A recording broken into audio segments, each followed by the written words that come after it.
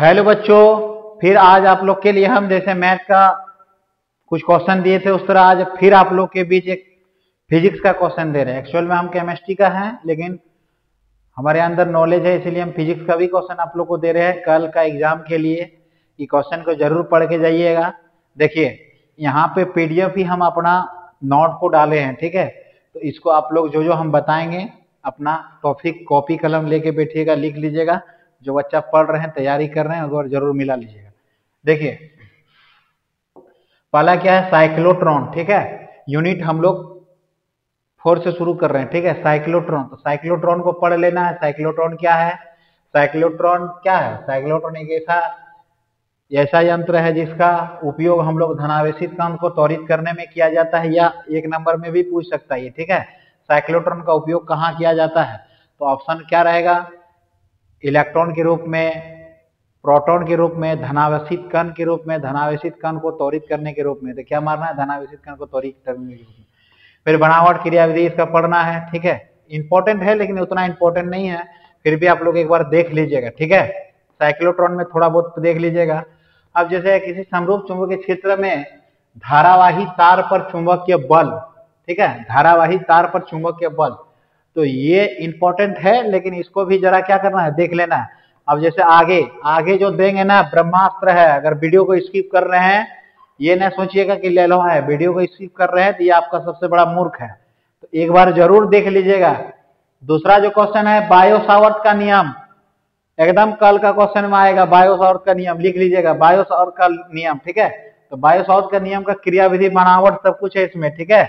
अब दूसरा जो है बायो सावर्त का नियम का डायग्राम ये बनता है, ठीक है।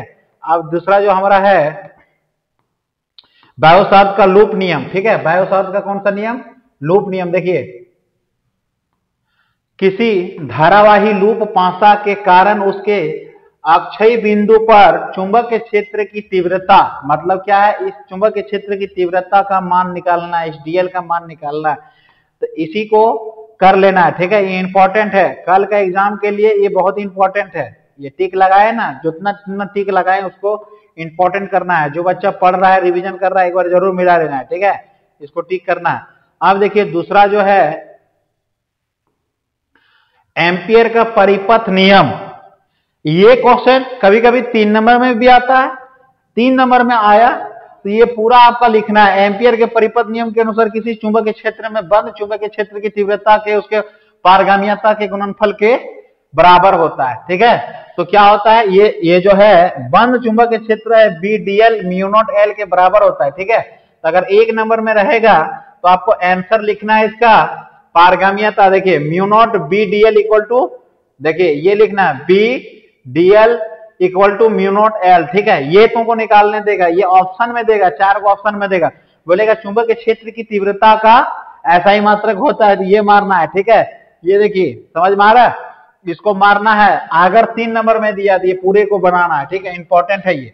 अब आता है परिनालिका। परिनालिका क्या है? परिनालिका को भी पढ़ के जाना है। परिनालिका इंपॉर्टेंट है। सोलेनॉइड, परिनालिका एक ऐसा बेलनाकार आकृति है जिसका लंबाई उसके व्यास से अधिक होते हैं।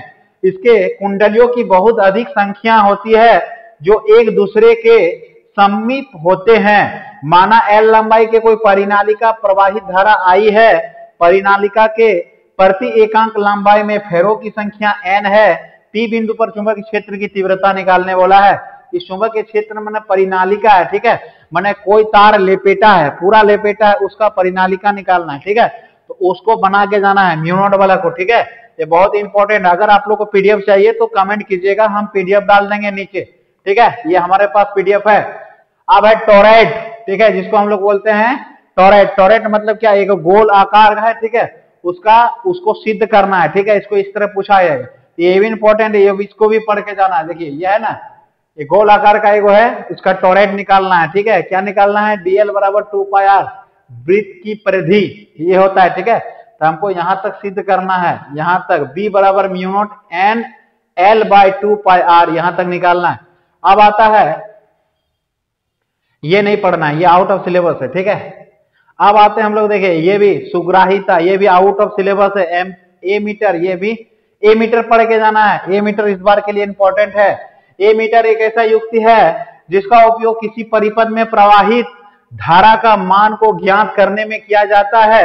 जब किसी परिपथ में विक्षेप मापी के समांतर एक अल्प धारावाही एक अल्प प्रतिरोध को जोड़ दिया जाता है तो एमीटर का निर्माण होता है। एमीटर का प्रभावी प्रतिरोध I बराबर real equal to 1/G plus 1/S है। ठीक है, एमीटर का ये क्या बनाना है, डायग्राम भी बनाना है, इसको सिद्ध करना है। ये कभी भी आता है 3 नंबर में।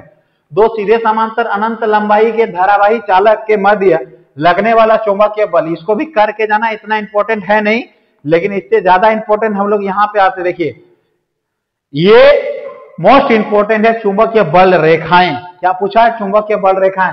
जब किसी चुंबकीय क्षेत्र में सुई चुंबक की मुक्त रूप से गति करने के लिए छोड़ जाए तो वह जिस पथ पर अनुकरण करता है उसे चुंबकीय बल रेखाएं या चुंबकीय क्षेत्र रेखाएं कहते हैं। यह महामैराथन क्लास है, इस क्लास को आप देख के जा रहे हैं तो 110% है, लगभग 70 में 50-60 नंबर का क्वेश्चन भिड़ेगा ही भिड़ेगा, 110%। सब्जेक्टिव सब भिड़ा देंगे, ऑब्जेक्टिव कुछ कुछ बाहर जा सकता है, ठीक है, लेकिन सब्जेक्टिव सब मिल जाएगा बाबू। अब आते हैं हम लोग किसी चुंबक के द्विध्रुव के कारण निरक्षीय रेखा के किसी बिंदु पर चुंबकीय क्षेत्र की तीव्रता, इसको देखने दीजिए जरा। ठीक है, ये इंपॉर्टेंट है, ये बहुत इंपॉर्टेंट है, इसको हम बाद में बता रहे हैं। देखिए इसके पहले एगो है यूनिट 4, ठीक है। अब आता है यूनिट 4, छोटा सा टॉपिक है लेकिन इसमें 5 नंबर है, ठीक है। इसको पढ़ना क्या है, फिजिक्स में यूनिट 4 छोटा सा यूनिट है। पहला क्या है, नहीं यूनिट 5 छोटा सा है बाबू, यूनिट 4 सॉरी, यूनिट 4 बड़ा है। अब आते हैं चुंबकीय फ्लक्स। चुंबकीय फ्लक्स क्या है, इसको पढ़ना है थोड़ा बहुत। चुंबकीय फ्लक्स क्या है, किसी क्षेत्रफल सदिश से गुजरने वाली चुंबकीय बल रेखाएं की संख्या चुंबकीय फ्लक्स कहलाते हैं एवं इसे फाई द्वारा सूचित किया जाता है एवं इसका ऐसा ही मात्रक वेबर होता है। क्या होता है, ऐसा ही मात्रक वेबर होता है, लिखा हुआ नहीं है, लिख लीजिएगा, ऐसा यूनिट वेबर। देखिए यहाँ लिख दिए, ऐसा यूनिट क्या होता है, वेबर होता है, ठीक है, वेबर। तो पूछेगा चुंबकीय फ्लक्स का, ये एमसीक्यू में आता है बाबू, क्या पूछेगा, चुंबकीय फ्लक्स का ऐसा ही मात्रक क्या होता है, चुंबकीय फ्लक्स का ऐसा यूनिट क्या होता है, वेबर होता है। क्या होता है, वेबर। अब आते हैं हम लोग, ऐसा ही मात्रक देखिए वेबर होता है, कोई दिक्कत। आप देखिए मैक्सवेल का मान क्या आता है, 10⁸ वेबर, 10⁸ वेबर, ठीक है। इसका बी में सूत्र होता है ml⁻², ml² T⁻², A⁻−1। कभी कभी ये भी पूछता है, ठीक है। अब आते हैं फ्राइडे प्रेरण का प्रथम नियम। फ्राइडे के प्रेरण के प्रथम नियम के अनुसार किसी कुंडली से संबंधित चुंबकीय फ्लक्स में परिवर्तन के कारण कुंडली में प्रेरित विद्युत वाहक बल अथवा धारा उत्पन्न होता है और ये तब तक उत्पन्न होता रहता है जब तक चुंबकीय फ्लक्स में परिवर्तन होता है। ये फ्राइडे का प्रथम नियम है, फ्राइडे का प्रथम नियम से पूछेगा, ठीक है। कभी कभी 3 नंबर के लिए यहाँ डेरिवेशन देगा कि फ्राइडे का प्रथम नियम तथा द्वितीय नियम को लिखे। तो फ्राइडे का चुंबकीय प्रेरण का नियम ये भी है, ठीक है, तो दोनों नियम को लिखना है, कोई दिक्कत है। इसी तरह खत्म हो गया यहाँ तक। अब आते हैं हम लोग लेंज का नियम ऊर्जा संरक्षण के नियम पर किस प्रकार आधारित है। ये 2025 के लिए बहुत इंपॉर्टेंट है, कल का एग्जाम के लिए। लेंज का नियम से ऊर्जा संरक्षण के पर किस प्रकार आधारित है। अब आते हैं अनोनियन प्रेमय। अनोन्य प्रेमय को भी पढ़ना है, अनोन्य प्रेरण को भी पढ़ना है। किसी एक कुंडली के आधारा में परिवर्तन के दर के कारण निकटवर्ती द्वितीय कुंडली में प्रेरित विद्युत वाहक बल अन्य होते हैं, यह घटना अनोन्य प्रेमय कहलाते हैं एवं इसे फाई द्वारा सूचित किया जाता है। इसको पढ़ना है अनोन्य प्रेमय को। देखिए मैंने क्या किया, 2 तार को लेपटा गया है और उस तार के बीच की दूरी को निकालना है। देखिए यही बीच की दूरी को निकालना है, यहाँ पे दिया हुआ नहीं है, इसको निकालना है, ठीक है। अब आते हैं स्वप्रेरण को भी पढ़ना है, इंपॉर्टेंट है, टॉपिक को बताते हुए जा रहे हैं हम, ठीक है। अब आते हैं परिनालिका का स्वप्रेरण, इसको नहीं पढ़ना है, ठीक है, इसको आउट ऑफ सिलेबस है, हटा दो। प्रतिरोधक युक्त प्रत्यावर्ती परिपथ, जब किसी प्रत्यावर्ती परिपथ में शुद्ध प्रतिरोध को जोड़ दिया जाता है तब उस प्रतिरोध युक्त प्रत्यावर्ती परिपथ कहलाते हैं। माना कि प्रत्यावर्ती, इस प्रत्यावर्ती प्रेरक को पढ़ना है, ठीक है। ये जो है बाबू, ये 5 नंबर का क्वेश्चन आता है। अगला बार पूछा था एलसीआर सर्किट, एलसीआर परिपथ, ठीक है, 2024 में। इस बार पूछ तो 2025 में प्रतिरोध का युक्त प्रत्यावर्ती प्रेरक का परिपथ ज्ञात करें, एकदम आएगा 5 नंबर। तो इसको बनाना है, देखिए माने क्या क्या है, प्रेरक युक्त प्रत्यावर्ती, यहाँ पे 10 पी बाई बी का मान बैठाएंगे, डायरेक्टली हम लोग निकाल देंगे p by h, sorry p by b बोले, पी बाई एच का मान निकालेंगे, ये निकल जाएगा। अब आते हैं हम लोग प्रेरक युक्त प्रत्यावर्ती परिपथ, ठीक है, ये भी हो गया, ये बता दिया अभी। अब आते हैं हम लोग, देखिए इसके बाद ये 5 नंबर, ये जब भी आएगा 5 नंबर में, ठीक है, पूरा प्रूव करना है, इसको बनाना है। अब आते हैं हम लोग 3 नंबर का क्वेश्चन में, देखिए एलसीआर सर्किट, ये 2024 में आ चुका है, ठीक है, हो सके तो इस बार के लिए भी इंपॉर्टेंट है, पढ़ के जाना एलसीआर सर्किट, ठीक है, एलसीआर सर्किट को भी पढ़ लेना है, ठीक है, एलसीआर परिपथ को। अब आते हैं हम लोग एलसीआर सर्किट का पूरा बनाना है, ठीक है। अब हम लोग आते हैं दूसरा क्वेश्चन जो है, एलसीआर परिपथ में व्यक्त शक्ति, मतलब किसी एलसीआर परिपथ के व्यक्त शक्ति परिपथ के सिरों के मध्य वोल्टेज तथा परिपथ, ये बहुत इंपॉर्टेंट है। देखिए वहां पे 2025 लिखे, इसको एकदम पढ़ के जाइएगा, एकदम मोस्ट इंपॉर्टेंट है यूनिट 4 का, इसको पूरा बनाना है, 5 नंबर का है बाबू। अगर वो वाला नहीं आया तो ये वाला 110% आएगा ही आएगा 5 नंबर के लिए।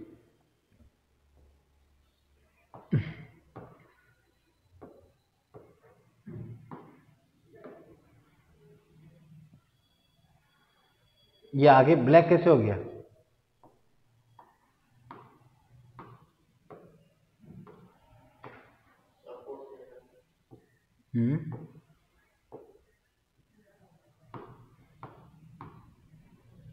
कहाँ चल गया?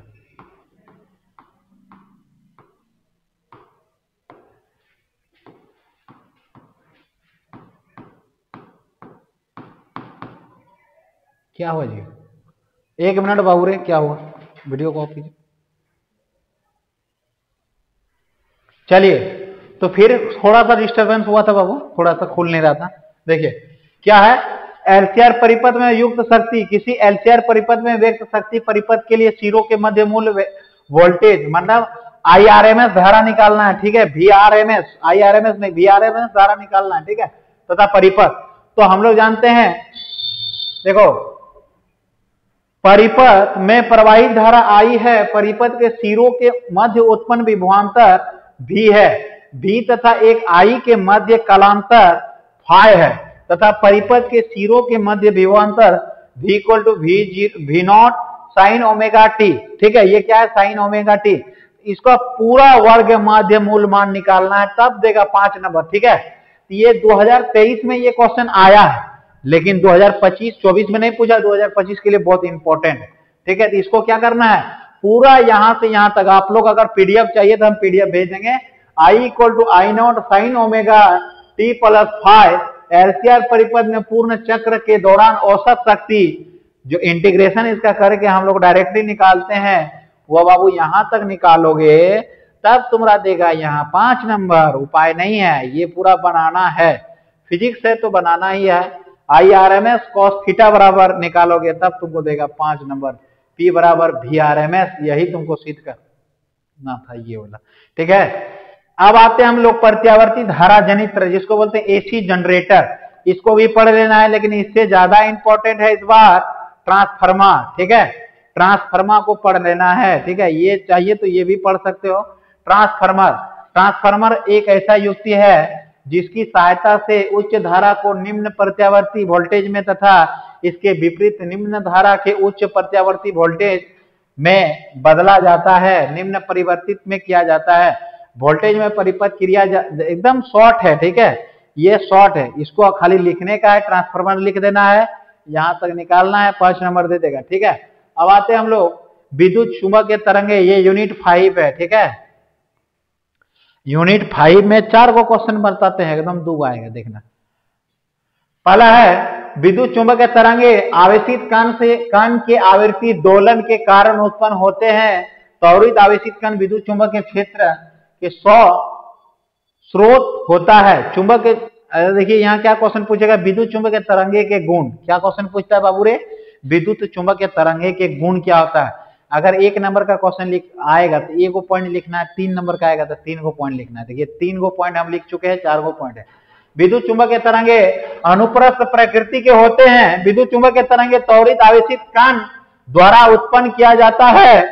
विद्युत चुंबकीय तरंग के संरक्षण के लिए किसी माध्यम की आवश्यक नहीं होता है। विद्युत चुंबकीय तरंग का वेग निर्वात तथा वायु में c = 1/√μ0 इक्वल टू 3 × 10⁸ मीटर पर सेकंड की वेग से गति करता है। विद्युत चुंबकीय तरंग का वेग किसी माध्यम में v = 1/√μe होता है। ये 5 गो पॉइंट है। अगर 3 नंबर के लिए आएगा तो 5वां पॉइंट को लिखना है, ठीक है। एकदम स्क्रीनशॉट ले सकते हैं या तो हम पीडीएफ डाल देंगे, ठीक है। अब आते हैं विद्युत चुंबकीय तरंग का स्पेक्ट्रम। सभी विद्युत चुंबकीय तरंगे को उसके आवृत्ति अथवा तरंगदैर्घ्य के बढ़ते या घटते क्रम के संयोजित करने की प्रकृति होती है। विद्युत चुंबकीय तरंग स्पेक्ट्रम कहलाते हैं। अब आते हैं रेडियो सूक्ष्म तरंग। ये सबको कुछ नहीं पढ़ना है। देखिए रेडियो तरंग को पढ़ना है। रेडियो तरंगदैर्घ्य विद्युत चुंबकीय तरंग में सबसे अधिक होते हैं, जबकि रेडियो तरंग की आवृत्ति विद्युत चुंबकीय तरंग में सबसे कम होता है। रेडियो तरंग को भी पढ़ना है, सूक्ष्म तरंग को पढ़ना है। सूक्ष्म तरंग की वह तरंगदैर्घ्य 1 नैनोमीटर आवृत्ति 10⁹ हार्ट्ज से 3 × 10⁻11 हार्ट्ज की तरह मध्य होता है। इसका उपयोग अणु तथा परमाणु को खोज में किया जाता है। समझ में आ रहा है? बस इतने लिखना। अब आते हैं हम लोग, क्या है ये, दृश्य प्रकाश को पढ़ना है, ठीक है। दृश्य प्रकाश द्वारा दृश्य संवेदना को प्रेरित किया जाता है। दृश्य प्रकाश को पढ़ना है।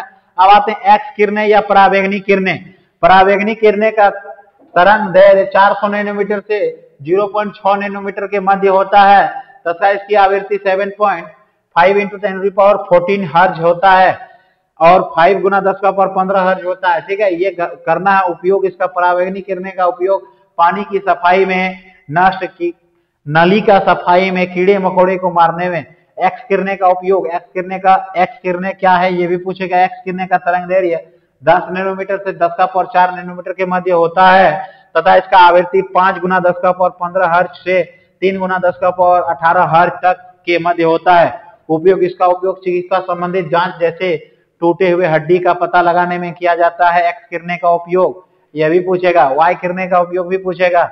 वाई किरणें को भी पढ़ लेना है। उपयोग क्या, इसका उपयोग कैंसर के उपचार में। वाई किरण का उपयोग कहाँ होता है? कैंसर का उपचार में किया जाता है। अब आते हैं हम लोग दूसरा नेक्स्ट टॉपिक में है, क्या पूछा है, किसी दूसरे माध्यम में अपवर्तन तथा मध्य माध्यम में अपवर्तनांक का अनुपात सापेक्ष। हम लोग ऑप्टिक्स में आते हैं, ठीक है। ऑप्टिक्स का वीवीआई क्वेश्चन में आते हैं, ठीक है। वीवीआई क्वेश्चन है वह है, देखिए, कांच की पट्टी से होकर प्रकाश का अपवर्तन। क्या बोला है? Reflection theory angle of flow. मतलब इसको पढ़ना ही है, इंपॉर्टेंट है, बहुत इंपॉर्टेंट है। किसी कांच की पट्टी से होकर प्रकाश का अपवर्तनांक, उसको निकालने बोलेगा। क्या बोलेगा? क्वेश्चन पूछता है किसी कांच की पट्टी से होकर उसके अपवर्तनांक को ज्ञात करें। तो ये तुमको डायग्राम बनाना है, ठीक है। और डायग्राम के साथ साथ यहाँ का अपवर्तनांक निकालना है, रिफ्लेक्शन ऑफ लाइट। माना कि P1 PQ अपवर्तनांक प्रकाश है, इसी तरह के पूरा निकालना है, ठीक है। यहां तक निकाल के तुमको कितना नंबर देगा? 3 नंबर देगा। अब आते हैं हम लोग नेक्स्ट क्वेश्चन में, जो वीवीआई है उसी को हम लोग बताएंगे। क्रांतिक कोण किसे कहते हैं? बहुत इंपॉर्टेंट है, कभी कभी पूछेगा क्रांतिक कोण क्या है। तो क्रांतिक कोण सघन माध्यम से वह विशेष अपवर्तनांक कोण जिसे लिए विरल माध्यम में अपवर्तन कोण का मान 90 डिग्री होता है, क्रांतिक कोण कहलाते हैं। किसी भी माध्यम में कोण का मान 90 डिग्री होता है उसे क्रांतिक कोण कहते हैं, ठीक है। अब आते हैं हम लोग नेक्स्ट टॉपिक में। स्नेल का नियम से sin i / sin r माने μ1/μ2, स्नेल का नियम से यह सिद्ध होता है। अब आते हैं पूर्ण आंतरिक परावर्तन। बोलेगा पूर्ण आंतरिक परावर्तन कोण किसे कहते हैं, या पूछेगा पूर्ण आंतरिक परावर्तन कोण की शर्तें क्या क्या है, क्या क्या इसका नियम का पालन करता है। तो देखिए, पूर्ण आंतरिक परावर्तन का शर्त, प्रकाश की किरण सघन से विरल माध्यम में जाना चाहिए। सघन माध्यम में अपवर्तन कोण का मान क्रांतिक कोण से बड़ा होता है। अब आते हैं मिर्ग मरीज का, ये भी पढ़ सकते हो, ये लेकिन इंपॉर्टेंट नहीं है। अब आते हैं हम लोग हीरे क्यों चमकते हैं, ये भी इंपॉर्टेंट उतना नहीं है। अब आते हैं प्रकाश तंतु, जिसको हम लोग बोलते हैं ऑप्टिकल फाइबर, ये भी पढ़ सकते हो, ठीक है, ये इंपॉर्टेंट है। अब आते हैं लेंस मेकर फॉर्मूला। ये 2024 में उल्टा करके पूछा था, लेकिन इस बार के लिए बहुत इंपॉर्टेंट है। लेंस मेकर फॉर्मूला DDI है, पढ़ के जाना है। मैंने लेंस निर्मात्विक सूत्र है, ठीक है, पढ़ना है।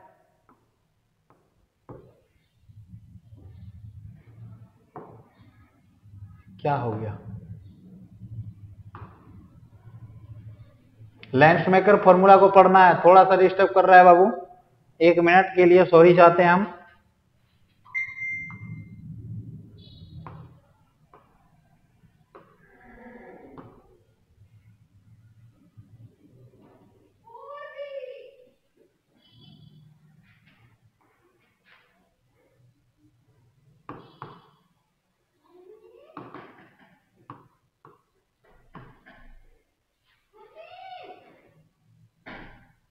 देखिए अब आते हैं हम लोग नया, उसी तरह लेंस मेकर फॉर्मूला हो गया। ये देखिए लेंस मेकर फॉर्मूला का यहां से लेके यहां तक बनाना है पूरा, कहां तक सिद्ध करना है? देखिए 1/f बराबर, यहां तक याद करना है 1/f बराबर mu minus 1/r1 minus 1/r2 समीकरण 4 तक, फिर आके यहां तक प्रूव करना है 1/f बराबर 1/v माइनस 1/u। हम लोग जानते हैं लेंस का फॉर्मूला यही होता है, इसी को निकालना है, ठीक है। अब लेंस का शक्ति वाला इतना इंपॉर्टेंट नहीं है। आते हैं प्रिज्म सूत्र। प्रिज्म सूत्र बाबू देखो 2022 में पूछा है, 2023 में नहीं पूछा, 2024 में नहीं पूछा, इसलिए इस बार के लिए ये 100%, ठीक है। प्रिज्म सूत्र को पढ़ के जाना है, प्रिज्म सूत्र कैसे बनाना है उसको पढ़ के जाना है, ठीक है, एकदम इंपॉर्टेंट है, एकदम इंपॉर्टेंट। अब आते हैं नेक्स्ट, हम लोग इसको देते हुए नेक्स्ट क्वेश्चन में हम लोग आते हैं, जैसे है संयुक्त सूक्ष्मदर्शी। संयुक्त सूक्ष्मदर्शी को भी पढ़ना है, इंपॉर्टेंट है, ठीक है। ऑप्टिक्स का पूरा खत्म कर देते हैं, फिर नेक्स्ट पीडीएफ में हम लोग मिलेंगे, ठीक है। अब आते हैं दूसरा हाइगेन्स का सिद्धांत। हाइगेन्स का सिद्धांत को भी पढ़ना है। हाइगेन्स का सिद्धांत से किसी प्रकार का तरंग समीकरण हाइगेन्स के सिद्धांत के अनुसार। अब देखिए ये बहुत इंपॉर्टेंट है, हाइगेन्स के सिद्धांत पर प्रकाश के परावर्तन का नियम इस बार के लिए एकदम 110% है, इसको पढ़ के जाना है, एकदम इंपॉर्टेंट है। अब आते हैं दूसरा, हम लोग दूसरा इसी तरह है प्रकाश का व्यतिकरण, ठीक है, व्यतिकरण का सिद्धांत को भी पढ़ना है, इस बार के लिए बहुत इंपॉर्टेंट है। ऑप्टिक्स से सब खत्म हो चुका है, ठीक है, प्रकाश का व्यतिकरण को भी पढ़ना है। देखिए प्रकाश का व्यतिकरण इसको पढ़ना है, 2025 एकदम इंपॉर्टेंट है। व्यतिकरण का सिद्धांत पढ़ना है, समपोषी व्यतिकरण, विनाशी व्यतिकरण, सबको पढ़ना है। अब आते हैं नेक्स्ट में हम लोग, जैसे एक क्वेश्चन है यहां से, क्वेश्चन यहां से पूछता है एमसीक्यू, ठीक है। अगर पीडीएफ चाहिए आप लोग तो हम भेज देंगे, ठीक है, इतना तक पढ़िए। फिर देखिए लेंस फोकस दूरी ये नहीं पूछता है, ये सब क्या करना है एमसीक्यू है। दृश्य में वृद्धि के लिए क्या होता है, ये सब सारा एमसीक्यू है, अगर चाहिए तो हम भेज देंगे पीडीएफ, ठीक है। अब आते हैं दूसरा वाला में, दूसरा में क्या है, प्रकाश की विद्युत प्रकृति, इलेक्ट्रॉन युक्त, इसको नहीं पढ़ना है पृष्ठ। देखिए इलेक्ट्रॉन उत्सर्जन इसको पढ़ के जाना है पूरा, अगर चाहिए तो ले सकते हैं आप लोग। अब आते हैं कार्यफलन, इसको नहीं पढ़ना है, देखिए ये पढ़ना है वीवीआई, प्रकाश विद्युत उत्सर्जन क्या है। अब इसके बाद हम लोग यहाँ पे है आइंस्टाइन का प्रकाश विद्युत, ये पिछला साल पूछा है, इसको नहीं पढ़ना है। फिर है डी ब्रोगली का तरंग समीकरण, इसको पूरा बना के यहां तक पढ़ना है, ठीक है, पूरा डी ब्रोगली का समीकरण, ठीक है, यहां तक खत्म हो गया। अब आता है निरोधी विभव क्या, इसको पढ़ना है, प्रकाशशील क्या, इसको भी पढ़ना है। फिर दूसरा है उस प्रयोग का नाम लिखे जो कण, ये एमसीक्यू है, ठीक है, एमसीक्यू जिसको जिसको चाहिए, एमसीक्यू पर भरोसा हम नहीं करते हैं बाबू, लेकिन फिर भी पढ़ के जाना, एमसीक्यू इंपॉर्टेंट है, ठीक है। अब हम लोग का यहां तक खत्म हो चुका है, ठीक है। नेक्स्ट हम लोग यूनिट 1 और यूनिट 2 के लिए मिलते हैं, ठीक है। अब आते हैं इसमें, दूसरा जो है खुल नहीं रहा है, क्या हो गया रे बाबू,